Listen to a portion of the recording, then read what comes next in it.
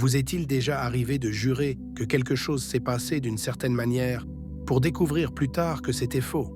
Bienvenue dans le monde fascinant de l'effet Mandela.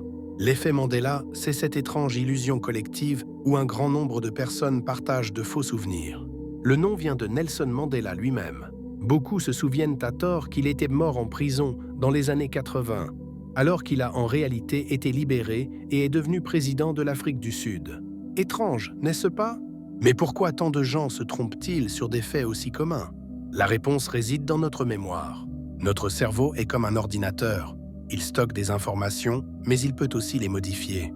On appelle cela la mémoire reconstructive. Lorsque nous nous souvenons d'événements, nous les reconstruisons plutôt que de les rappeler fidèlement. Parfois, nos souvenirs sont influencés par des discussions, des médias ou même par nos propres biais. Prenons un autre exemple. Beaucoup d'entre nous se souviennent d'un personnage de dessin animé nommé Sonic the Hedgehog, portant des gants blancs.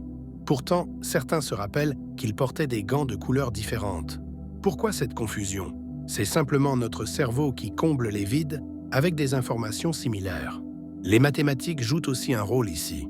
La probabilité que des groupes de personnes partagent des faux souvenirs augmente avec la taille du groupe. Plus nous sommes nombreux à discuter d'un événement, plus notre mémoire collective peut être influencée. Fascinant, non? Alors, la prochaine fois que vous êtes convaincu d'un fait et que quelqu'un vous corrige, n'oubliez pas que vous pourriez être victime de l'effet Mandela.